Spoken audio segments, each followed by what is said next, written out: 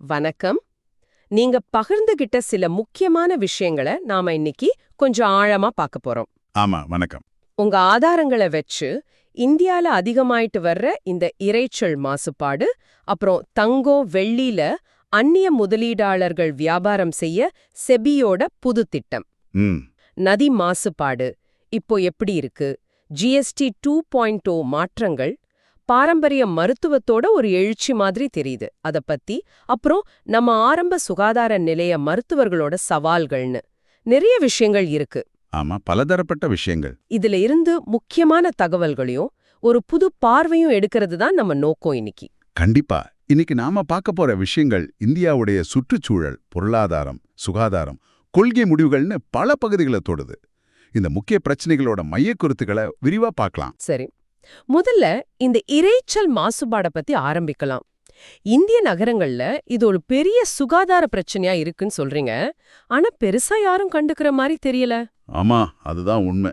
சட்டப்படி இது காற்று மாசுபாட்டுக்கு கீழே வருது. அதாவது காற்று சட்டம் 1981 கீழே. ஓ, அப்படியா? ம் ஆனா இதோட தாக்கம் பாத்தீங்கன்னா உயர் ரத்த அழுத்தம், தூக்கமின்மை, மன அழுத்தம், ஏன் நம்ம யோசிக்கிற திறனை கூட இது பாதிக்குதுன்னு மருத்துவ ரீதியா சொல்றாங்க. நம்ம ஆயுளையே குறைக்க வாய்ப்பு இருக்குன்னு சொல்றாங்க இல்லையா? ஆமா, அதுவும் ஒரு முக்கியமான பாயிண்ட். ஆனா இதோட தீவிரம் எவ்வளோன்னு தெரிஞ்சுக்க முறையான கண்காணிப்போ போதுமான தகவல்களோ இல்லைங்கிறதா இங்க பெரிய கேள்வி. இதை கொஞ்சம் விரிவா பார்க்கணும். சரி.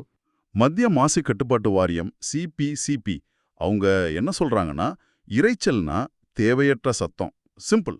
சரி. இரைச்சல் விதிகள் 2000 ஒன்னு இருக்கு. இது சுற்றுச்சூழல் பாதுகாப்பு சட்டம் 1986 கீழே வருது. இது எவ்வளோ சத்தம் இருக்கலான்னு தெளிவா வரையறுக்குது. ஓகே, அது எப்படி? உதாரணமா தொழிற்சாலை பகுதினா பகல்ல 75 டெசிபல், அதாவது டிபி, ராத்திரியில 70 டிபி. ஹம். கடைவீதி பகுதிகள்னா பகல்ல 65 டிபி, ராத்திரியில 55 டிபி. நாம வசிக்கிற குடியிருப்பு பகுதிகள்ல பகல்ல 55 டிபி, ராத்திரியில 45 டிபி. ரொம்ப கம்மியா இருக்கணும் போல. ஆமா.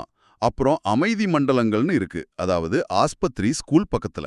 அங்க பகல்ல 50 டிபி, ராத்திரியில 40 டிபி தான் இருக்கணும். இந்த பகல் ராத்திரி நேரம் எப்படி கணக்கு? பகல்னா காலை 6 மணியிலிருந்து ராத்திரி 10 மணி வரை. ராத்திரினா 10 மணியிலிருந்து காலை 6 மணி வரை. சரி. இங்க ஒரு சுவாரஸ்யமான விஷயம். உலக சுகாதார நிறுவனம் WHO அவங்க பகல் நேரத்துல 55 டிபிக்கு கீழே சத்தம் இருக்கணும்னு சொல்றாங்க. ஆனா நம்ம ஊர்கள்ல, குறிப்பா டிராஃபிக் அதிகமா இருக்க இடங்கள்ல இது 70 டிபியை கூட தாண்டுது. அப்போ WHO அளவை விட அதிகமா இருக்கு. ரொம்ப அதிகம். ஞாபகம் வச்சுக்கோங்க, ஒவ்வொரு 10 டிபி அதிகமாகும் போதும் சத்தத்தோட தீவிரம் 10 மடங்கு அதிகமாகுது. 10 மடங்கா? அப்போ 70 டிபிங்கிறது 50 டிபி விட ரொம்ப அதிகம். மிக அதிகம். இது ரோட்டோர வியாபாரிங்க, டெலிவரி பண்றவங்க, டிராஃபிக் போலீஸ்னு தினசரி இந்த சத்தத்தோட வாழ்றவங்கள ரொம்பவே பாதிக்குது. அவங்க தான் ரொம்ப பாதிக்கப்படுறாங்க. இவ்ளோ விதிகள் இருந்தும் ஏன் இத கட்டுப்படுத்த முடியல? உங்க ஆதாரங்கள்ல 3 முக்கிய காரணங்களை சொல்றாங்க இல்லையா? ஆமா. 1, போதுமான கண்காணிப்பு இல்ல. எங்க எவ்ளோ சத்தம் இருக்குன்னு சரியா டேட்டா இல்ல. 2, சட்டங்களை சரியா அமல்படுத்தாதது. சில சமயம் இந்த அதிக சத்தம் போடுற பழக்கங்களை நாமதே கலாச்சாரமா ஏத்துக்கிட்ட மாதிரி இருக்கு, திருவிழா மற்றும் நிகழ்ச்சிகள்ல. ஆமா, அதுவும் இருக்கு. 3வது காரணம்.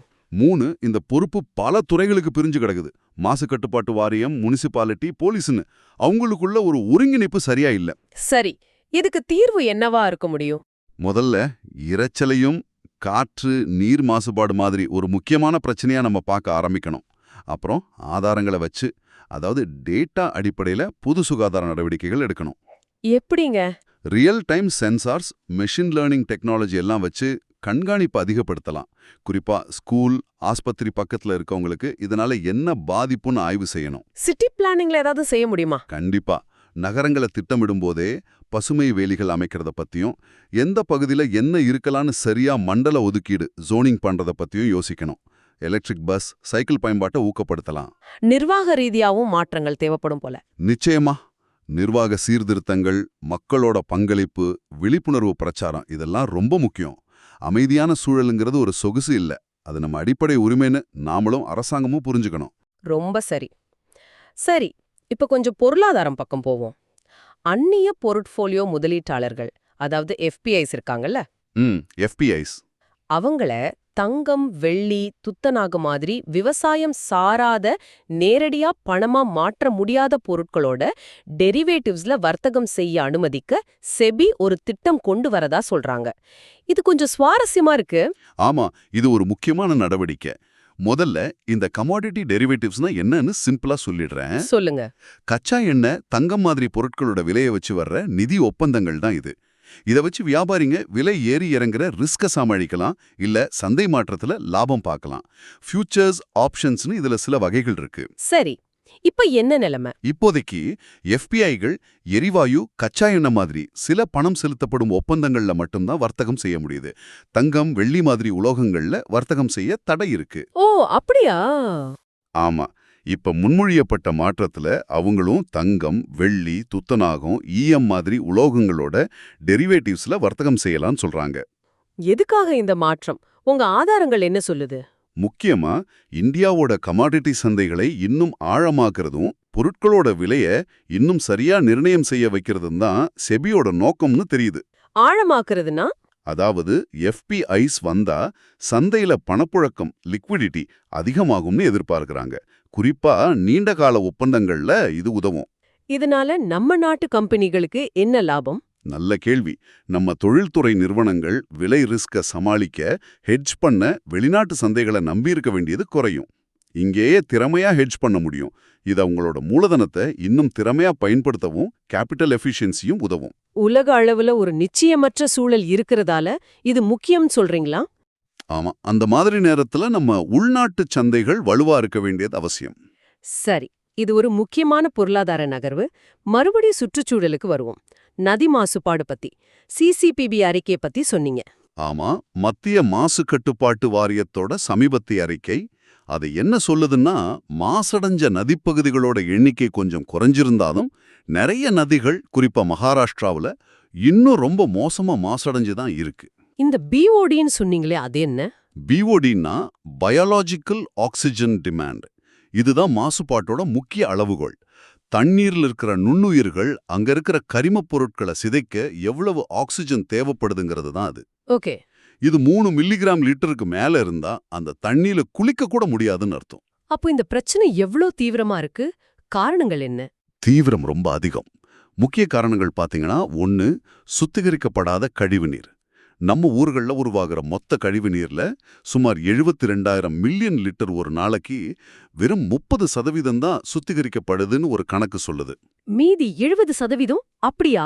பெரும்பாலும் அப்படிதான். 2வது, தொழிற்சாலை கழிவுகள். குறிப்பா குஜராத், மகாராஷ்டிரா, தமிழ்நாடு மாதிரி மாநிலங்கள்ல இது அதிகம். 3வது, விவசாயத்திலிருந்து வர்ற கழிவுகள், பூச்சிக்கொல்லி, உரம் இதெல்லாம். 4வது, நதிக்கரையோர ஆக்கிரமிப்புகள். எந்தெந்த நதிகள் ரொம்ப பாதிக்கப்பட்டிருக்கு? கங்கை, யமுனா, சபர்மதி, கோதாவரி, ஹைதராபாத்ல முசி நதின்னு நிறைய சொல்லலாம். சிசிபிவி இந்த மாசடைந்த இடங்களை அதோட தீவிரத்தை வச்சு முன்னுரிமை தந்து பிரிக்கிறாங்க. முன்னுரிமை 1ன்னா பிஓடி 30 மில்லிகிராமுக்கு மேல, நிலைமை ரொம்ப மோசம், உடனடி கவனம் தேவைன்னு அர்த்தம். இந்த புது அறிக்கையோட முக்கிய கண்டுபிடிப்புகள் என்ன? எண்ணிக்கை குறைஞ்சிருக்குன்னு சொன்னீங்களே. ஆமா, மாசடைஞ்ச நதிப்பகுதிகளோட எண்ணிக்கை 2018ல 311 இருந்தது. இப்ப 296 குறைஞ்சிருக்கு. இது 32 மாநிலங்கள், யூனியன் பிரதேசங்கள்ல இருக்கிற 271 நதிகள்ல எடுத்த கணக்கு. சரி, எந்த மாநிலத்துல அதிகம்? அதிகபட்சமா மகாராஷ்டிராவுல 54 இடங்கள். அதுக்கடுத்து கேரளா 31, மத்திய பிரதேசம், மணிப்பூர் 2லயும் 18, கர்நாடகாவுல 14 வருது. ரொம்ப மோசமான முன்னுரிமை? அதுவும் கொஞ்சம் குறைஞ்சிருக்கு. 46லேருந்து 37. தில்லியில யமுனா, அகமதாபாத்ல சபர்மதி இதெல்லாமும் இதுல அடங்கும். ஆனா அதே சமயம் சில நதிகள்ல நிலைமை இன்னும் மோசமா இருக்கும்னு இந்த ரிப்போர்ட் சொல்லுது. உதாரணத்துக்கு ஜம்மு காஷ்மீர்ல ஜீலம் நதி, பீகார்ல கங்கை நதியோட சில பகுதிகள், சிக்ரனா நதி, சத்தீஸ்கர்ல ஹஸ்தேவ், மகாநதி மாதிரி. இது ஒரு கலவையான சித்திரமா இருக்கே. ஆமா, சிபிசிபி தேசிய நீர்த்தர கண்காணிப்பு திட்டம் NWQMP மூலமா நாடு முழுக்க 4700க்கும் மேற்பட்ட இடங்கள்ல தண்ணியோட தரத்தை தொடர்ந்து கண்காணிக்கிறாங்க. தேசிய பசுமை தீர்ப்பாயம் NGT அவங்க உத்தரவுப்படி மாநிலங்கள் நதிகளை சரி செய்ய திட்டம் போடணும். அப்போ ஏன் இன்னும் பிரச்சனைகள் இருக்கு? சவால்கள் நிறையா. கழிவுநீர் சுத்திகரிப்பு நிலையங்கள் STPs பற்றாக்குறை, அரசாங்க துறைகளுக்குள்ள ஒருங்கிணைப்பு சரியா இல்லாம இருக்கிறது, நிதி பற்றாக்குறை, வேகமா வளர்ற நகரங்களோட அழுத்தம், இப்படி நிறைய நமாமி கங்கை, ஜல் ஜீவன் மிஷன் மாதிரி திட்டங்கள்லாம் இருக்குல்ல. இருக்கு. அதெல்லாம் நல்ல முயற்சிகள் தான், சரியான திசையில போகுது. ஆனாலும் விவசாய கழிவுகளை கட்டுப்படுத்துறது, தொழிற்சாலைகள் சட்டத்துக்கு கட்டுப்பட்டு நடக்கிறது உறுதி செய்யறது, மக்களோட பங்களிப்பை அதிகப்படுத்துறது, இதுல எல்லாம் இன்னும் நிறைய கவனம் செலுத்தணும். இதை இன்னும் பெரிய கண்ணோட்டத்துல பார்த்தா, இந்த நதி மாசுபாடு நேரடியா பொது சுகாதாரத்தையும் பாதிக்குது, குடிநீர் ஆதாரங்களையும் விவசாயத்தையும் கூட பாதிக்குது. உண்மைதான். சரி, இப்ப மறுபடியும் பொருளாதாரம், அதுவும் கொள்கை முடிவுகள் பக்கம் போலாம். ஜிஎஸ்டி 2.0 பத்தி பேசலாம். செப்டம்பர் 22, 2025லேருந்து நடைமுறைக்கு வந்திருக்கு. இதா ஜிஎஸ்டி பச்சத் உத்சவ்னு சொல்றாங்க. ஆமா, ஜிஎஸ்டி 2.0. இதோட நோக்கம் வந்துட்டு வரி விகிதங்களை எளிமையாக்குறது, வகைப்படுத்தல் சர்ச்சைகளை தீர்க்கிறது, இந்த தலைகீழ் வரி விதிப்பு அமைப்புன்னு சொல்ற ஐஜிஎஸ்டி பிரச்சனையை சரி செய்யறது, அப்புறம் வீட்டு நுகர்வை அதிகப்படுத்துறது. இது நடைமுறையின என்னென்ன மாற்றங்களை கொண்டு வந்திருக்கு? முக்கிய மாற்றம், முன்னாடி இருந்த 4 அடுக்கு வரி விகிதங்கள் 5%, 12%, 18%, 28%, இது இப்ப பெரும்பாலும் 2 அடுக்குகளா மாறியிருக்கு. 2 அடுக்குகளா? ஆமா, பெரும்பாலும். இப்ப 5% மெரிட் ரேட், இதுல உணவுப் பொருட்கள், விவசாய கருவிகள், மருத்துவ உபகரணங்கள்னு சுமார் 516 அத்தியாவசிய பொருட்கள் வருது. அப்புறம் 18% ஸ்டாண்டர்ட் ரேட், இதுல தொழிற்சாலை பொருட்கள், சின்ன காரு, பைக்குன்னு சுமார் 640 பொருட்கள் வருது. இதுதான் இப்போதைக்கு முக்கிய அடுக்குகள். வேற சிறப்பு வரிகள் இருக்கு. வெட்டப்படாத வைரத்துக்கு 0.25%, வெட்டிய வைரத்துக்கு 1.5%, தங்கம் வெள்ளிக்கு 3%. அப்புறம் பான் மசாலா, புகையிலை, குளிர்பானங்கள், சொகுசு கார்கள் மாதிரி பொருட்களுக்கு 40% வரையும் செஸ்ஸோட சேர்த்து வரி இருக்கு. அப்போ அந்த 12% அடுக்கு என்னாச்சு? அது பெரும்பாலும் நீக்கப்பட்டுருச்சு. செங்கலுக்கு மட்டும் இப்போதைக்கு 12%ல இருக்கு. மத்தபடி நிறைய பொருட்கள் 5%க்கோ 18%க்கோ போயிடுச்சு. இது பொருட்கள். சேவைகள்ல என்ன மாற்றம்? சேவைகள்லயும் சில முக்கியமான மாற்றங்கள் இருக்கு. ஆயுள் மற்றும் சுகாதார காப்பீட்டுக்கு ஜிஎஸ்டில இருந்து முழு விலக்கு கொடுத்திருக்காங்க. இது முன்னாடி 18% இருந்துச்சு. இது பெரிய விஷயம். ஆமா. அப்புறம் ஹோட்டல்கள்ல ரூ. 7,500 வரைக்கும் அறை வாடகை இருந்தா ஜிஎஸ்டி 12% உள்ளீட்டு வரிக்கடன் ஐடிசி உண்டு லேருந்து 5% ஐடிசி இல்ல குறைச்சிருக்காங்க. சலூன், ஸ்பா மாதிரி சேவைகளுக்கும் வரிய 18%ல இருந்து 5%ஆ குறைச்சிருக்காங்க. இந்த வரி குறைப்போட பலன் மக்களை போய் சேருதான்னு எப்படி தெரியும்? அதுக்காக அடுத்த 6 மாசத்துக்கு பொருட்களோட விலைய மாசம் அரசாங்கம் கண்காணிக்கும்னு சொல்லியிருக்காங்க. சரி, இந்த மாற்றங்களோட பொருளாதார நோக்கம் என்னவா இருக்கும்? 2 முக்கிய நோக்கம் இருக்கு. ஒன்னு, வரிய குறைச்சா மக்கள் கையில கொஞ்சம் காசு மிச்சம் ஆகும். அப்ப அவங்க அதிகமா பொருட்கள் வாங்குவாங்க. அதாவது வீட்டு நுகர்வு, ஹவுஸ்ஹோல்ட் கன்சம்ஷன் அதிகமாகும். இதனால வியாபாரம் பெருகி வரி வருமான இழப்பை ஈடுகட்ட முடியும்னு அரசாங்கம் நம்புது. 2வது நோக்கம், 2வது, அந்த தலைகீழ் வரி விதிப்பு பிரச்சனையை ஐடிஎஸ் சரி செய்யறது. அந்த ஐடிஎஸ் பத்தி கொஞ்சம் விளக்கமா சொல்லுங்களேன். ஐடிஎஸ்னா இன்வெர்டட் டியூட்டி ஸ்ட்ரக்சர். அதாவது ஒரு பொருளை செய்யறதுக்கு வாங்குற மூலப்பொருளுக்கு கட்டுற வரி அந்த செஞ்ச பொருளுக்கு வர்ற வரியை விட அதிகமா இருக்கிறது. உதாரணத்துக்கு, முன்னாடி துணிக்கு 12% வரியும் அதை வச்சு தச்ச ஆடைக்கு 5% வரியும் இருந்துச்சு. இதுதான் ஐடிஎஸ். இதெல்லாம் என்ன பிரச்சனை? இதனால உற்பத்தியாளரோட பணம், அதாவது இன்புட் டாக்ஸ் கிரெடிட், திரும்ப கிடைக்காம முடங்கி போகும். அவங்களுக்கு பணப்புழக்கத்துல சிக்கல் வரும். இப்ப நிறைய மூலப்பொருட்களையும் உற்பத்தி பொருட்களையும் ஒரே வரி அடுக்குக்குள்ள, அதாவது 18%க்குள் கொண்டு வரதால இந்த ஐடிஎஸ் பிரச்சனை பெருமளவுக்கு குறையும்னு எதிர்பார்க்கறாங்க. வரி கட்டுறதை எளிமையாக்க வேற என்ன செஞ்சிருக்காங்க? ஆன்லைன் பதிவு, தானா நிரப்பப்படுற ரிட்டர்ன் படிவங்கள், ஆட்டோமேட்டிக் ரீஃபண்ட் செயல்முறைகள்னு தொழில்நுட்பத்தை பயன்படுத்தி இணக்கத்தை, கம்ப்ளையன்ஸ் எளிமையாக்க சில சீர்திருத்தங்களும் செஞ்சிருக்காங்க. ஐடிஎஸ் வழக்குகள்ல 90% ரீஃபண்டை தற்காலிகமா கொடுக்கவும் சட்டத்துல திருத்தம் கொண்டு வந்திருக்காங்க. இதுல சவால்கள் இல்லையா? சவால்களும் இருக்கு. இந்த வரி குறைப்பால அரசுக்கு வருமானம் குறையுமாங்கிறது ஒரு முக்கியமான கவலை. ஆமா. அப்புறம் சைக்கிள், டிராக்டர், உரம் மாதிரி சில பொருட்கள்ல ஐடிஎஸ் பிரச்சனை இன்னும் முழுசா தீரல. இன்னொன்னு, இந்த கம்பெனிங்க வரி குறைப்போட பலனை மக்களுக்கு சரியா கொடுக்காம லாபம் பார்க்கறத தடுக்க ஆன்டி ப்ராஃபிட்டரிங் நேரடியா ஒரு சட்டம் இல்ல, வெறும் கண்காணிப்பு தான் இருக்கு. இது ஒரு இடைவெளி தான். அப்போ இதுக்கு மேல என்ன செய்யணும்? மிச்சம் இருக்கிற ஐடிஎஸ் பிரச்சனைகளை சரி செய்யணும், லாபம் பார்க்கறத தடுக்க கண்காணிப்பை இன்னும் பலப்படுத்தணும், மாநிலங்களோட நிதிநிலையை பலப்படுத்த சில வழிகளை யோசிக்கணும், அப்பப்போ வரி விகிதங்களை மறுபரிசீலனை செய்யணும், டெக்னாலஜியை வச்சு நம்பிக்கை அடிப்படையில் வரி கட்டுறதை இன்னும் சுலபமாக்கணும். இங்க ஒரு முக்கியமான கேள்வி வருது. இந்த சீர்திருத்தங்களோட உண்மையான வெற்றி அதை களத்துல எப்படி செயல்படுத்துறோங்கிறத பொறுத்து தான் இருக்கு. ரொம்ப சரி.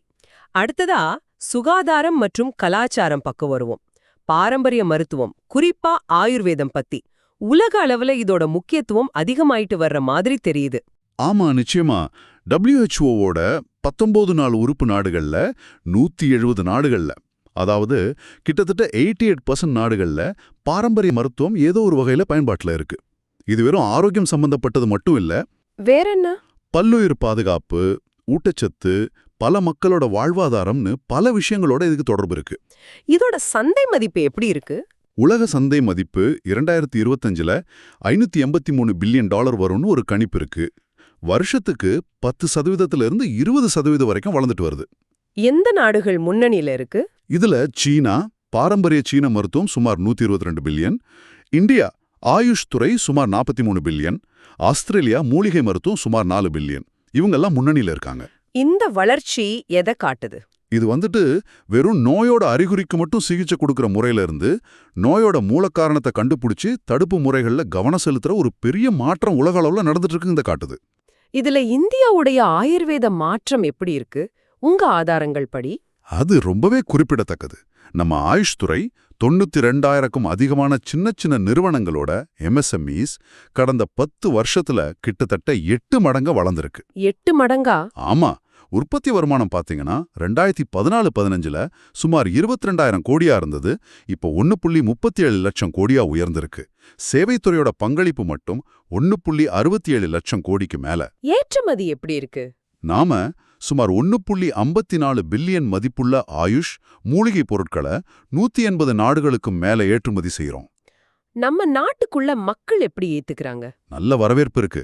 தேசிய மாதிரி கணக்கெடுப்பு அலுவலகம் NSSO சமீபத்தில் எடுத்த சர்வே படி கிராமத்துல 95% பேருக்கும் நகரத்துல 96% பேருக்கும் ஆயுஷ் பத்தி தெரியும்னு, பாதிக்கு மேல போன வருஷம் பயன்படுத்தியிருக்காங்கன்னு சொல்லுது. இது உண்மையிலேயே சுவாரஸ்யமான ஒரு வளர்ச்சி. ஆயுர்வேதம் இப்போ உலக அளவுல அதிகமா ஏத்துக்கப்பட என்ன காரணம்னு நினைக்கிறீங்க? ஒரு முக்கிய காரணம் அதை நவீன அறிவியல் முறைகளோட இணைக்க முயற்சி பண்றதுதான். அகில இந்திய ஆயுர்வேத நிறுவனம் AIIA மாதிரி நிறுவனங்கள் இதுக்கு முக்கிய பங்காற்றுறாங்க. என்ன மாதிரி? மருத்துவ ரீதியா சரிபார்க்கிறது, கிளினிக்கல் வேலிடேஷன், மருந்துகளோட தரத்தை நிர்ணயிக்கிறது, ட்ரக் ஸ்டாண்டர்டைசேஷன், இதுல எல்லாம் கவனம் செலுத்துறாங்க. சர்வதேச அளவுல ஒத்துழைப்பு இருக்கா? நிறைய இருக்கு. இந்தியா 25 ஒப்பந்தங்கள், 52 கூட்டாண்மைகள் மற்ற நாடுகளோட வச்சிருக்கு. 39 நாடுகள்ல 43 ஆயுஷ் தகவல் மையங்கள் இருக்கு. வெளிநாட்டு பல்கலைக்கழகங்கள்ல 15 ஆயுர்வேத கல்வி இருக்கைகள் நிறுவியிருக்காங்க. WHO-வோட மையம் இந்தியால இருக்குன்னு சொன்னாங்களே? ஆமா, அது ரொம்ப முக்கியமான மைல்கல். WHO-வோட உலகளாவிய பாரம்பரிய மருத்துவ மையம் global centre for traditional medicine குஜராத்ல ஆரம்பிச்சிருக்காங்க. இது AI, பிக் டேட்டா மாதிரி நவீன டெக்னாலஜியோட பாரம்பரிய மருத்துவத்தை இணைக்கிறத பத்தி ஆராய்ச்சி பண்ணும். ஆயுர்வேதத்தோட அடிப்படை தத்துவமே சமநிலை பத்தினது தானே? ஆமா, உடம்புக்கும் மனசுக்கும் நடுவுல, மனுஷனுக்கும் இயற்கைக்கும் நடுவுல ஒரு சமநிலை வேணுங்கிறது அதோட அடிநாதம். இது இப்ப நாம சந்திக்கிற வாழ்க்கை முறை நோய்கள், காலநிலை மாற்றம் மாதிரி பிரச்சனைகளுக்கு ரொம்ப பொருத்தமா இருக்கு. இது மனுஷங்களுக்கு மட்டும்தானா? இல்ல, இது கால்நடை மருத்துவத்துக்கும் தாவரங்களோட ஆரோக்கியத்துக்கும் கூட விரிவடையுது. அதனாலதான் 2025 ஆயுர்வேத தினத்தோட கருப்பொருள் கூட மக்களுக்கும் பூமிக்கும் ஆயுர்வேதம், ஆயுர்வேதா ஃபார் பீப்புள் அண்ட் பிளானட்னு வச்சிருக்காங்க. அப்போ பாரம்பரிய மருத்துவம் ஒரு மறுமலர்ச்சியை சந்திக்குதுன்னு சொல்லலாமா? நிச்சயமா. இந்தியாவுடைய ஆயுர்வேத மாற்றம் எப்படி அறிவியல் சரிபார்ப்பு, முதலீடு, சர்வதேச ஒத்துழைப்பு மூலமா பாரம்பரிய அறிவு புதுப்பிக்கலான்னு ஒரு நல்ல உதாரணமா இருக்கு. இது மெதுவா உலக சுகாதார கட்டமைப்புல ஒரு முக்கியமான அங்கமா மாறிட்டு வருது. சரி, நம்ம கடைசி கட்டத்துக்கு வந்துட்டோம். சுகாதாரத்துறையோட மனித முகம், ஆரம்ப சுகாதார நிலைய, அதாவது PHC மருத்துவர்கள் பத்தி. ஆமா, இது ரொம்ப முக்கியமான ஒரு விஷயம். இவங்க தான் நம்ம பொது சுகாதார அமைப்போட அடித்தளம்.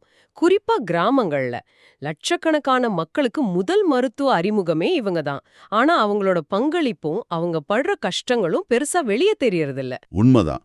அவங்களோட வேலை வெறும் டாக்டர் வேலை இல்ல, அவங்க ஒரு மருத்துவர், ஒரு நிர்வாகி, ஒரு கல்வியாளர், ஒரு குழு தலைவர், இப்படி பல முகங்கள் அவங்களுக்கு இருக்கு. ஒரு பிஹெச்சி எவ்ளோ மக்களுக்கு சேவை செய்யுது? பொதுவா கிராமத்துல 30,000 மக்களுக்கு ஒரு பிஹெச்சி, மலை அல்லது பழங்குடியினர் பகுதினா 20,000 பேர், நகரத்துல 50,000 பேர் வரைக்கும். அவங்க பணிகள் என்னென்ன? தடுப்பூசி முகாம் நடத்துறது, ஸ்கூல் பிள்ளைங்களுக்கு உடல்நல பரிசோதனை செய்யற ஆர்பிஎஸ்கே திட்டம், அவங்க பகுதியில நோய் பரவாம கண்காணிக்கிறது, ஏதாவது நோய் பரவினா அது தடுக்க நடவடிக்கை எடுக்கிறது, ஆஷா, ஏஎன்எம் மாதிரி களப்பணியாளர்களுக்கு வழிகாட்டுறதுன்னு அவங்க வேலை நீளமா போயிட்டே இருக்கு. வேலை பளு எப்படி இருக்கு? ரொம்ப ரொம்ப அதிகம். ஒரு நாளைக்கு சராசரியா 100 வெளிநோயாளிகள் ஓபிடி பார்க்க வேண்டியிருக்கும். கர்ப்பிணி பெண்கள் செக்கப்க்கு வர்ற அன்னைக்கு ஏஎன்சி டே, கிட்டத்தட்ட 100 பேரை கவனிக்கணும். இதுக்கு எல்லா விதமான நோய்களை பத்தியும் அவங்களுக்கு அடிப்படை அறிவு இருக்கணும். மருத்துவ வேலை இல்லாம வேற என்ன வேலைகள் இருக்கு? அதுதான் பெரிய பிரச்சனை. நிர்வாக பணி ரொம்ப அதிகம். ஒவ்வொரு பிஹெச்சிலையும் அம்மா குழந்தை நலம், மருந்து இருப்பு, பிறப்பு இறப்பு பதிவு, சுகாதாரம்னு 100க்கு மேற்பட்ட ரெஜிஸ்டர் மெயின்டைன் பண்ணவும் சொல்றாங்க. 100க்கா? ஆமா, இப்போ ஆன்லைன்ல ஐஹெச்ஐபி, ஹெச்என்ஐஎஸ் மாதிரி தளங்கள் வந்த பிறகும் பல இடங்கள்ல பேப்பர்லயும் எழுதணும், கம்ப்யூட்டர்லயும் பதிவு பண்ணணும்னு இரட்ட வேலை இருக்கு. இது டாக்டர்களுக்கு கிட்டத்தட்ட ஒரு 2வது ஷிஃப்ட் மாதிரி ஆயிடுச்சு. இது அவங்களுக்கு எவ்ளோ பெரிய மன அழுத்தத்தையும் சுமையையும் கொடுக்கும், நினைச்சு பார்க்கவே கஷ்டமா இருக்கே. நிச்சயமா, இதோட நேரடி விளைவு மன உளைச்சல், பர்ன் அவுட். இத பிரபல மருத்துவ இதழான லான்செட் ஒரு உலக பொது சுகாதார நெருக்கடினே சொல்லுது. இதோட அறிகுறிகள் என்ன? ரொம்ப சோர்வா உணர்றது, இமோஷனல் எக்ஸாஷன், எதிலையும் பற்று இல்லாம ஒரு மாதிரி விலகி இருக்கிறது, டீபர்சனலைசேஷன், தன்னோட செயல்திறன் குறைஞ்சிடுச்சுன்னு ஒரு உணர்வு, ரெடியூஸ்ட் பர்சனல் அக்காம்ப்ளிஷ்மெண்ட். இது எந்த அளவுக்கு பரவலா இருக்கு? ஏழை மற்றும் நடுத்தர வருமான நாடுகள்ல 1/3 பங்கு ஆரம்ப சுகாதார மருத்துவர்கள் இதனால பாதிக்கப்படுறதா ஒரு ஆய்வு சொல்லுது. தமிழ்நாடு மாதிரி ஓரளவுக்கு நல்ல சுகாதார கட்டமைப்பு இருக்கிற மாநிலங்கள்ல கூட என்கியூஏஎஸ் தரச்சான்றிதழ் வாங்கின பிஹெச்சிகள்ல வேலை செய்யற டாக்டர்கள் மத்தியில கூட இந்த அழுத்தம் இருக்கு. அந்த என்கியூஏஎஸ் சான்றிதழ் பத்தியும் ஒரு விமர்சனம் இருக்குன்னு சொன்னீங்களே. ஆமா, சில சமயங்கள்ல இந்த என்கியூஏஎஸ் தரச்சான்றிதழுக்கான வேலைகள் உண்மையான நோயாளி கவனிப்பை விட வெறும் செக்லிஸ்ட்களை பூர்த்தி பண்றதுக்கு அதிக முக்கியத்துவம் கொடுக்கற மாதிரி ஆயிடுதுன்னு சில மருத்துவர்கள் சொல்றாங்க. இதுக்கு என்னதான் தீர்வு? தீர்வு அனுதாபத்தோட அமைப்பு ரீதியான சீர்திருத்தங்கள் செய்யறதுல தான் இருக்கு. ஆவணப்படுத்துற முறைகளை எளிமையாக்கணும், தேவையில்லாத ரெஜிஸ்டர்களை நீக்கணும், முடிஞ்ச வரைக்கும் தொழில்நுட்பத்தை வச்சு தானியக்கமாக்கணும், ஆட்டோமேஷன். மருத்துவர்கள் செய்ய தேவையில்லாத நிர்வாக வேலைகளை மத்த நிர்வாக பணியாளர்களுக்கு பிரிச்சு கொடுக்கணும். வேற நாடுகள்ல இதுக்கு உதாரணம் இருக்கா? அமெரிக்காவுல 25/5ன்னு ஒரு பிரச்சாரம் இருக்கு. அதாவது மருத்துவர்கள் இந்த ரெக்கார்டு எழுத செலவு பண்ற நேரத்தை 2025க்குள்ள 75% குறைக்கணும்னு ஒரு இலக்கு வச்சிருக்காங்க. அது மாதிரி நாமளும் யோசிக்கலாம். நம்ம நாட்டுல ஆரம்பத்துல இருந்த பார்வை எப்படி இருந்துச்சு? கிட்டத்தட்ட 80 வருஷத்துக்கு முன்னாடி போர் கமிட்டி அறிக்கை தடுப்பு மருத்துவத்துக்கும் சமூகத்தோட பங்களிப்புக்கும் முக்கியத்துவம் கொடுக்கணும்னு சொல்லுச்சு. அந்த தொலைநோக்கு பார்வையை நம்ம மறுபடியும் நினைச்சு பார்க்கணும். அப்போ பிஹெச்சி மருத்துவர்களை ஆதரிக்க வேண்டியது ரொம்ப அவசியம். அவங்க தான் நம்ம சுகாதார அமைப்போட முதுகெலும்பு. ஆனா அவங்க பெரிய அழுத்தத்துல வேலை செய்றாங்க. அவங்களுடைய மன உளைச்சல் ஒரு அவசரமா கவனிக்க வேண்டிய பிரச்சனை. எல்லோருக்கும் சுகாதாரம், யுனிவர்சல் ஹெல்த் கேர்ங்கிற இலக்கை நாம அடையணும்னா இந்த முன்னணி வீரர்களை நாம மதிக்கணும், அவங்க சுமையை குறைக்க வழி செய்யணும். பிஹெச்சி களங்களை பலப்படுத்துறதுங்கிறது வெறும் கட்டடங்களை கட்டுறதில்ல, அது மனிதாபிமானத்தோட நிலையான கவனிப்பை திரும்ப கொண்டு வர்றதுதான். இங்கேயும் அதே கேள்விதான் வருது. இந்த அமைப்பு ரீதியான மாற்றங்களை களத்துல எப்படி திறம்பட செயல்படுத்துறது? ஆமா, அதுதான் முக்கியமான சவால். சரி, இன்னைக்கு நாம இரைச்சல் மாசுபாடோட அந்த மறைஞ்சிருக்கிற ஆபத்து, எஃபிஐகள் மற்றும் ஜிஎஸ்டியால வர்ற பொருளாதார மாற்றங்கள், நம்ம நதிகளோட தற்போதைய நிலைமை, பாரம்பரிய மருத்துவத்தோட எழுச்சி, அப்புறம் ரொம்ப முக்கியமா நம்ம முன்னணி மருத்துவர்களான பிஹெச்சி டாக்டர்ஸை நாம எப்படி ஆதரிக்கணும்னு பல விஷயங்களை ஆழமா பார்த்தோம். இந்த அலசல்ல எங்களோட இணைஞ்சதுக்கு ரொம்ப நன்றி. நன்றி. இன்னைக்கு நாம பார்த்த விஷயங்கள்ல சுற்றுச்சூழல், பொருளாதாரம், சுகாதார அமைப்புகள் எப்படி ஒன்னோடு ஒன்னு பிணைஞ்சிருக்குன்னு நல்லா புரிஞ்சிருக்கும் நினைக்கிறேன். ஆமா, நிச்சயமா. உதாரணத்துக்கு நகரங்கள்ல இரைச்சல் மாசுபாட்டை குறைச்சா சுற்றுச்சூழல், அது நேரடியா பொது சுகாதாரத்தை, பிஹெச்சி டாக்டர்ஸ் சுமையை குறைக்கிறது உட்பட மேம்படுத்தும். ஒருவேளை அது மக்களோட ஒட்டுமொத்த நல்வாழ்வுக்கு பாரம்பரிய மருத்துவம், ஆயுர்வேதம் எவ்வளவு முக்கியங்கிறத இன்னும் அதிகமா உணர வைக்கலாம். இந்த தொடர்புகளை பத்தி நீங்க என்ன நினைக்கிறீங்க? இத பத்தி இன்னும் கொஞ்சம் யோசிச்சு பார்க்க உங்களை கேட்டுக்கிறோம். வணக்கம். இன்னைக்கு செப்டம்பர் 23, 2025 தேதியிட்ட சில முக்கியமான நடப்பு நிகழ்வுகளை கொஞ்சம் விரிவாக அலசப் போறோம். ஆமா, துறைமுகம், வரலாறு, வனவிலங்கு, புவியியல்னு. ஆமா, தாவரவியல், நிர்வாகம், சர்வதேச விவகாரங்கள், சுற்றுச்சூழல், டெக்னாலஜின்னு நிறைய விஷயங்கள் இருக்கு. இதோட முக்கிய விவரங்களையும் முக்கியத்துவத்தையும் உங்களுக்கு எளிதா புரிய வைக்கணும், அதுதான் நோக்கம். சரி, ஆரம்பிக்கலாமா? ம். முதல்ல ஒரு கொஞ்சம் கவலைக்குரிய செய்தியோட ஆரம்பிக்கலாம். பாரதீப் துறைமுகம் இருக்கு இல்லையா, அங்க நிலக்கரி கையாளும் தளத்துல ஒரு வேகன்ல சிதைஞ்ச உடல் ஒண்ணு கிடைச்சிருக்கு. ம். இது சமீபத்துல நடக்கிற 2வது சம்பவம். அதுதான் இங்க கொஞ்சம் யோசிக்க வேண்டிய விஷயம். ஆமா, இது ரொம்ப வருத்தமான செய்தி. பாரதீப் துறைமுகம் சாதாரண இடமில்ல. ஆமா, இந்தியாவோட மிக முக்கியமான துறைமுகங்கள்ல அதுவும் ஒண்ணு. ஒடிஷா மாநிலத்தோட ஒரே பெரிய துறைமுகம் அதுதான். அதோட அமைவிடம் கூட ரொம்ப முக்கியம்னு நினைக்கிறேன். நிச்சயமா. கொல்கத்தாவுக்கு தெற்கே ஒரு 10 கடல் மைல், விசாகப்பட்டினத்துக்கு வடக்கே ஒரு 260 கடல் மைல் தூரத்துல இருக்கு, மகாநதி டெல்டா பகுதியில. சோ நிறைய மாநிலங்களுக்கு இது ஒரு மையமா இருக்கு. கரெக்ட். ஒடிஷா, ஜார்க்கண்ட், சத்தீஸ்கர், மத்திய பிரதேசம், யூபி, பீகார், மேற்கு வங்கம்னு ஒரு பெரிய நிலப்பரப்புக்கு இது சேவை செய்யுது. இது யார் கட்டுப்பாட்டுல வருது? இது மத்திய அரசு கீழே துறைமுகங்கள் கப்பல் போக்குவரத்து அமைச்சகம் இருக்குல்ல, அதுக்கு கீழே வர்ற ஒரு தன்னாட்சி அமைப்பு. அதாவது மேஜர் போர்ட் ட்ரஸ்ட்ஸ் ஆக்ட் 1963 படி இயங்குது. ஓ, இதுக்குன்னு ஒரு அறங்காவலர் குழு இருக்கு, அவங்க தான் நிர்வாகம். கப்பல் அனுப்புறவங்க, கப்பல் உரிமையாளர்கள், அரசு துறைகள், தொழிலாளர்கள்னு பல தரப்புல இருந்தும் பிரதிநிதிகள் இருப்பாங்க. இதோட செயல்பாடு எப்படி இருக்கு சரக்கு கையாளுறதுல? ரொம்ப அதிகம். போன வருஷம் பாத்தீங்கன்னா 2024-25ல 150 மில்லியன் மெட்ரிக் டன், அதுக்கும் மேலேயே சரக்கு கையாண்டிருக்காங்க. அப்படியா? ஆமா, இந்தியாவிலேயே முதன்மை துறைமுகமாய் இருக்கு. இவ்வளவு பெரிய, இவ்வளவு முக்கியமான இடத்துல, அதுவும் கொஞ்ச காலத்துல 2வது தடவையா இப்படி ஒரு சம்பவம் நடக்குதுன்னா, பாதுகாப்பு பத்தி நிறைய கேள்விகள் வருதுல. கண்டிப்பா பாதுகாப்பு ஏற்பாடுகள் பத்தி தீவிரமா யோசிக்கணும். இது வெறும் ஒரு துயரச் சம்பவம் மட்டும் இல்ல, நம்ம முக்கியமான உள்கட்டமைப்புல பாதுகாப்பு சவால்கள் தொடருதுங்கிறத இது காட்டுது. உண்மைதான். சரி, அடுத்ததா கொஞ்சம் வரலாற்று காலத்துக்கு போவோம். இது ரொம்ப சுவாரஸ்யமான ஒரு கண்டுபிடிப்பு. சொல்லுங்க. திருவண்ணாமலை மாவட்டம் கீழ்நமண்டி கிராமம்.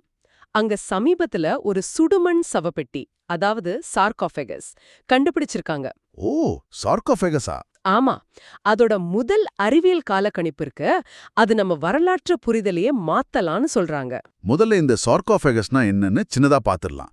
இது பழங்காலத்துல, குறிப்பா எகிப்து, ரோம், கிரீஸ்ல எல்லாம் இறந்தவங்க உடலை வைக்க பயன்படுத்தின ஒரு பெட்டி. அலங்காரமான பெட்டி தானே? ஆமாம். கல் இல்லைன்னா சுடுமண்ல செஞ்சிருப்பாங்க. சர்கோஃபேகஸ் என்கிற கிரேக்க சொல்லுக்கு அர்த்தம் சதை உண்ணி. சதை உண்ணியா? ஆமா, ஒரு குறிப்பிட்ட வகை சுண்ணாம்புக்கள் உடலை வேகமா சிதைக்கும்னு ஒரு நம்பிக்கை இருந்திருக்கு. அதனால அந்த பேர் வந்திருக்கலாம். எகிப்து ஃபாரோக்கள்ல ஆரம்பிச்சு நிறைய பேர் பயன்படுத்திருக்காங்க. துட்டன்காமுன் தங்கச்சிவப்பு பெட்டி ரொம்ப ஃபேமஸ். சரி, இப்போ இந்த கீழ்நமண்டி சவப்பெட்டியோட ஸ்பெஷல் என்ன? அதோட காலக்கணிப்பு தான். முதல் கட்ட ஆய்வு என்ன சொல்லுதுன்னா, இது ஹரப்பா நாகரிகத்தோட பிற்கால கட்டத்தை சேர்ந்ததா இருக்கலாம்னு. என்னது, ஹரப்பாவா? ஆமா, லேட் ஹரப்பன் பீரியட். இது உண்மையா இருந்தா நினைச்சு பாருங்க. சுமார் 3000-4000 வருஷத்துக்கு முன்னாடி வடமேற்குல இருந்த ஹரப்பா பகுதிக்கும் இங்க தெற்கே தமிழ்நாட்டுக்கும் ஏதோ தொடர்பு.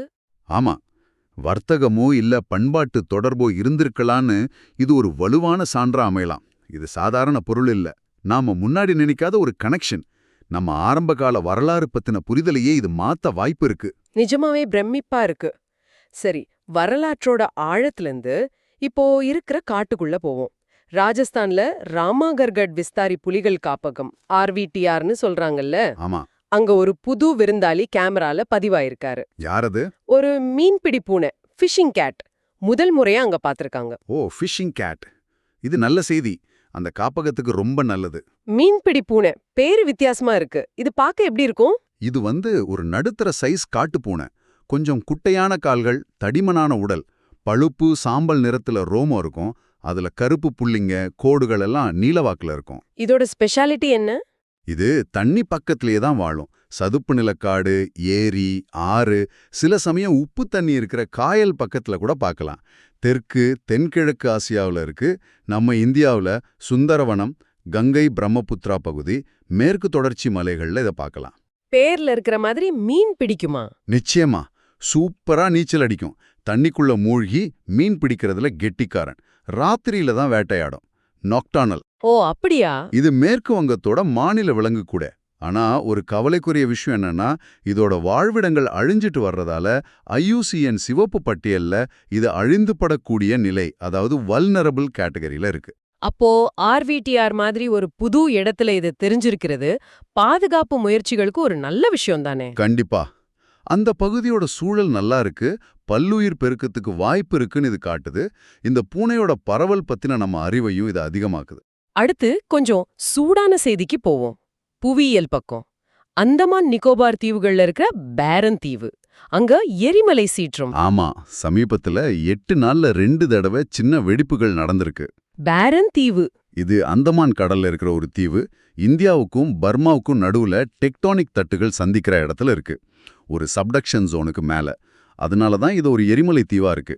இதோட முக்கியத்துவம் என்னன்னா, இதுதான் இந்தியா துணை கண்டத்தியா இருக்கிற ஒரே ஒரு ஆக்டிவ் வால்கேனோ, அப்படிதானே? கரெக்ட். ஒரே செயல்படும் எரிமலை.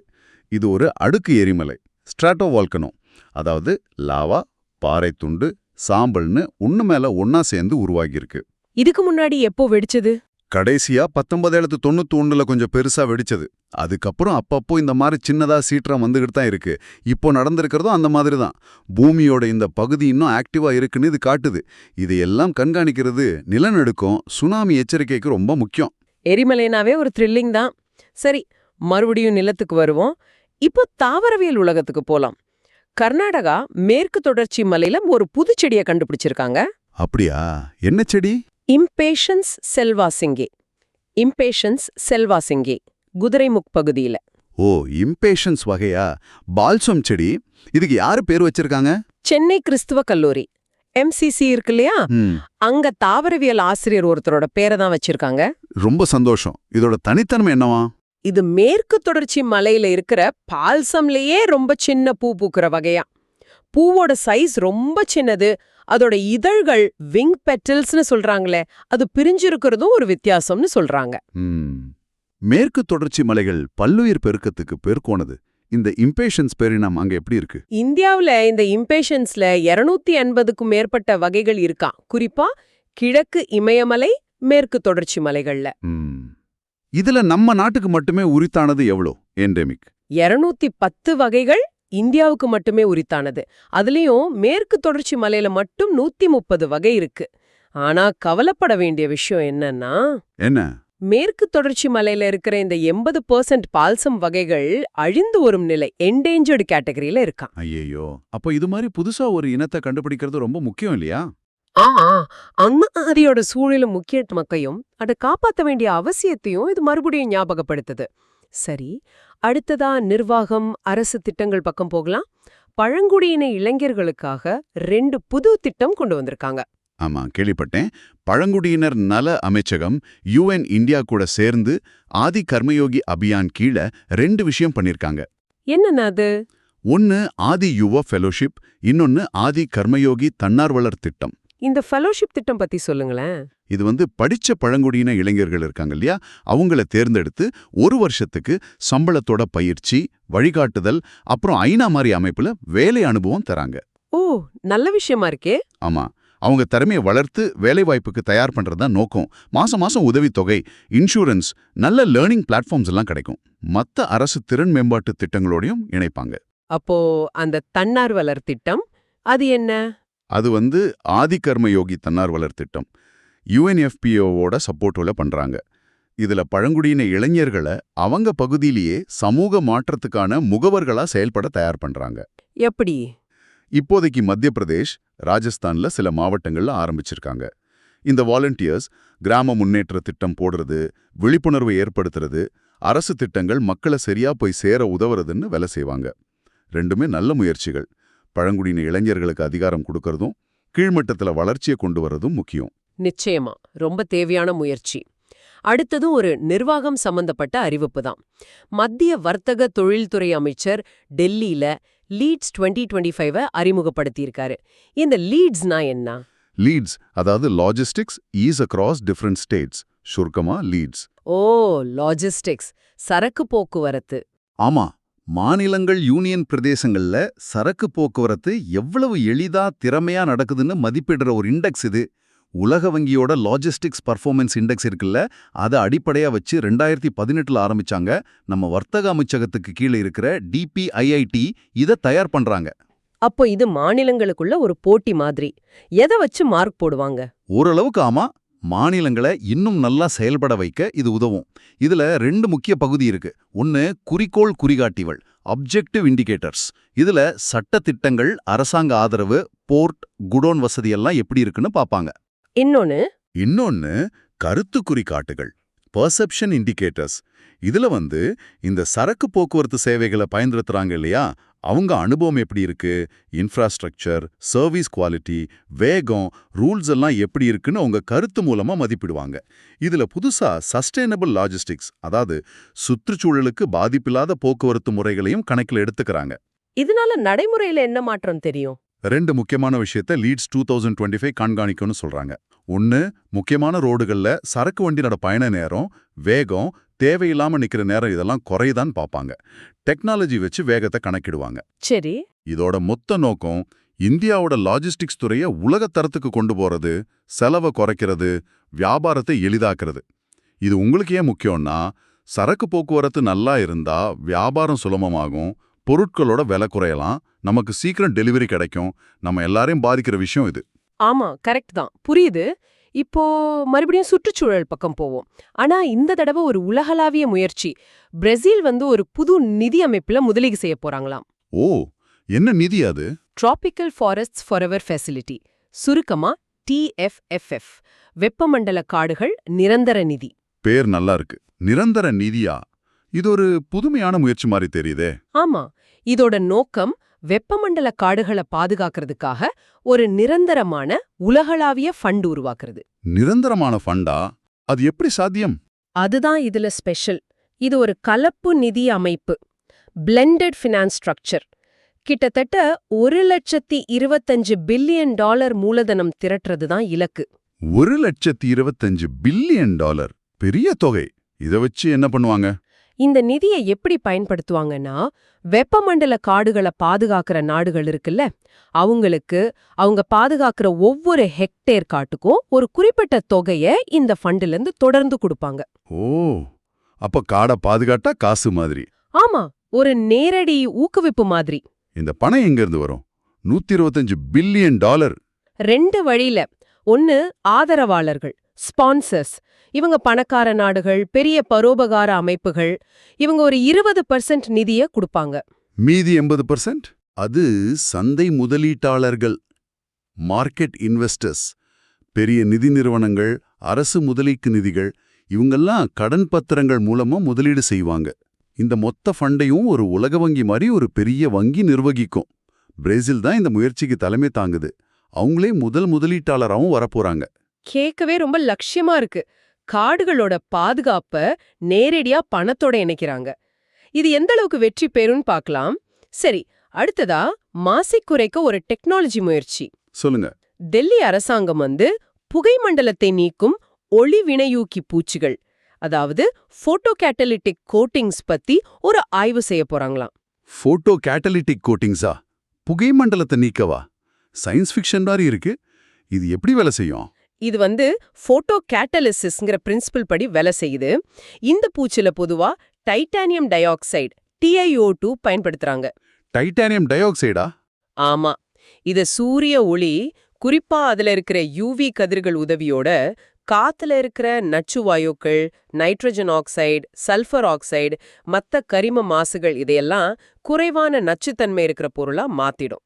அப்போ பில்டிங் மேல பூசுனா அதுவே காத்த சுத்தப்படுத்துமா? கிட்டத்தட்ட அப்படித்தான். இந்த டைட்டானியம் டை ஆக்சைடு விலை கம்மி, ரசாயன ரீதியா நிலையானது, சாதாரண சிமெண்ட் பெயிண்ட் கூட ஈஸியா கலக்கலாம். இந்த முறை காத்த மட்டும் இல்ல, தண்ணிய கூட சுத்தப்படுத்த உதவுமா. புகை மண்டலம், அதாவது ஸ்மாக் பத்தி நமக்கு தெரியும். புகை, மூடுபனி எல்லாம் சேர்ந்து உருவாகிறது. குறிப்பா டெல்லி மாதிரி நகரங்கள்ல பெரிய பிரச்சனை. ஆமா, வாகன புகை, தொழிற்சாலை மாசு, இதெல்லாம் சூரிய ஒளியோட வினை புரிஞ்சு இது உருவாகுது. இந்த புது பூச்சி எந்த அளவுக்கு இதை குறைக்கும்னு இந்த ஆய்வினை பார்ப்பாங்க. கட்டடங்களே காத்த சுத்தப்படுத்தினா நல்லா இருக்கும். இதோட ரிசல்ட்டை பார்ப்போம். சரி, கடைசியா சர்வதேச உறவுகள் பத்தின ஒரு செய்தி. மேற்கு ஆப்பிரிக்காவில் 3 நாடுகள் ஒரு முக்கியமான சர்வதேச அமைப்புல இருந்து விலக போறாங்களாம். எந்த அமைப்பு? சர்வதேச குற்றவியல் நீதிமன்றம் இன்டர்நேஷனல் கிரிமினல் கோர்ட் ஐசிசி, புர்கினாபாசோ, மாலி, நைஜர் இந்த 3 நாடுகளும் விலகிறதா அறிவிச்சிருக்காங்க. இங்கெல்லாம் இப்போ ராணுவ ஆட்சி நடக்குது. ஐசிசி இதோட வேலை என்ன? ஐசிசி நெதர்லாந்துல ஹேக் நகரத்துல இருக்கு. இது ஒரு நிரந்தர சர்வதேச நீதிமன்றம். ரோம் சாசனம், ரோம் ஸ்டாட்யூட்னு ஒரு ஒப்பந்தம் மூலமா 2002ல உருவானது. இதோட முக்கிய நோக்கம் இனப்படுகொலை, மனிதகுலத்துக்கு எதிரான குற்றங்கள், போர்க்குற்றங்கள், ஆக்கிரமிப்பு குற்றம் மாதிரி ரொம்ப மோசமான சர்வதேச குற்றங்களை செஞ்ச தனிநபர்களை விசாரிக்கிறது. நாடுகளே இல்ல, தனிநபர்களை. ஆமா, நாடுகளுக்கு இடையான பிரச்சனையை விசாரிக்கிறது ஐசிஜே. அது வேற. ஐசிசி தனிநபர்கள் மேல வழக்கு போடும். இதுல யார் யாரு புகார் கொடுக்கலாம், எப்படி நடக்கும்? அதுக்கு சில கண்டிஷன்ஸ் இருக்கு. குற்றம் நடந்த நாடு இல்லனா குற்றம் சாட்டப்பட்டவரோட நாடு ரோம் சாசனத்துல கையெழுத்து போட்டிருக்கணும். இப்போ 125 நாடுகள் உறுப்பினரா இருக்காங்க. இல்லைனா ஐநா பாதுகாப்பு கவுன்சில் இந்த கேஸை எடுத்துக்க சொல்லி ஐசிசியை கேட்கலாம். அப்படியா? இன்னொன்னு, அந்த நாட்டோட கோர்ட்டே இந்த வழக்கை விசாரிக்கல இல்ல விசாரிக்க முடியலங்கிற நிலைமையில தான் ஐசிசி உள்ள வரும். அதுவும் ஜூலை 1, 2002க்கு அப்புறம் நடந்த குற்றங்களை மட்டும்தான் விசாரிக்கும். இந்தியா, அமெரிக்கா, சீனா, ரஷ்யா மாதிரி நாடுகள் இதுல உறுப்பினர் இல்லையே. ஆமா, அது முக்கியமான விஷயம். இப்போ இந்த 3 ஆப்பிரிக்க நாடுகள் ஏன் விலகுறாங்க? அதுக்கு காரணம் சரியா சொல்லல. ஆனா இந்த 3 நாடுகள்லயும் ராணுவ புரட்சி நடந்திருக்கு. அதனால ஐசிசி நம்ம மேல ஏதாவது விசாரணை ஆரம்பிச்சிருவோன்னு ஒரு பயம் இருக்கலாம். சில பேர் என்ன சொல்றாங்கன்னா, ஐசிசி ஆப்பிரிக்க நாடுகளை மட்டும் குறிவைக்குதுன்னு ஒரு விமர்சனமும் இருக்கு. இந்த விலகல் அறிவிப்பு சர்வதேச நீதிக்கும் இந்த நாடுகளுக்கும் இடையிலான உறவுல ஒரு புது சிக்கலை ஏற்படுத்தியிருக்கு. சரி, இன்னைக்கு நாம பார்த்த விஷயங்களை ஒரு தடவை திரும்பி பார்த்தா, உள்ளூர் துறைமுக பாதுகாப்புல ஆரம்பிச்சு, ஆமா, அப்புறம் வரலாற்றையே மாத்தக்கூடிய கீழ்நம்பண்டி சவப்பெட்டி, அரிய வகை மீன் பிடிப்பூனை, இந்தியாவோட ஒரே எரிமலை சீற்றம், புதுசா ஒரு செடி கண்டுபிடிச்சது, பழங்குடியினருக்கான திட்டங்கள், நாட்டோட சரக்கு போக்குவரத்துக்கான லீட்ஸ், காடுகளை காக்க உலக அளவுல ஒரு நிதி முயற்சி, மாச குறைக்க ஒரு புது டெக்னாலஜி, கடைசியா சர்வதேச நீதிமன்றத்திலிருந்து விலகல்னு பல தளங்கள்ல இன்னைக்கு நம்ம பார்வை இருந்திருக்கு. ஆமா, இந்த தகவல்கள் தனித்தனியா தெரிஞ்சாலும் இதுக்குள்ள இருக்கிற தொடர்பை நாம பார்க்கணும். கீழம்பண்டி செவப்பெட்டி மாதிரி ஒரு சின்ன ஊர்ல கிடைச்ச பொருள் நம்ம வரலாற்றையே மாத்தி எழுத வைக்குது. கரெக்ட். மீன்பிடி பூனை மாதிரி ஒரு உள்ளூர் சூழல் உலக அளவுல முக்கியத்துவம் பெறுது. லீட்ஸ் மாதிரி தேசிய கொள்கைகள் நம்ம வியாபாரத்தையும் விலைவாசியும் பாதிக்குது. ஐசிசி மாதிரி சர்வதேச அமைப்புகளோட முடிவுகள் உலக அரசியல்ல தாக்கத்தை ஏற்படுத்துது. எல்லாம் ஒன்னோட ஒன்னு கனெக்ட் ஆனதுதான். நிச்சயமா. சரி, இறுதியா உங்களுக்காக ஒரு கேள்வி. கீழனமண்டி சவப்பட்டியோட காலக்கணிப்பு தமிழ்நாட்டுக்கும் ஹரப்பாவுக்கும் தொடர்பு இருந்திருக்கலான்னு காட்டுது இல்லையா?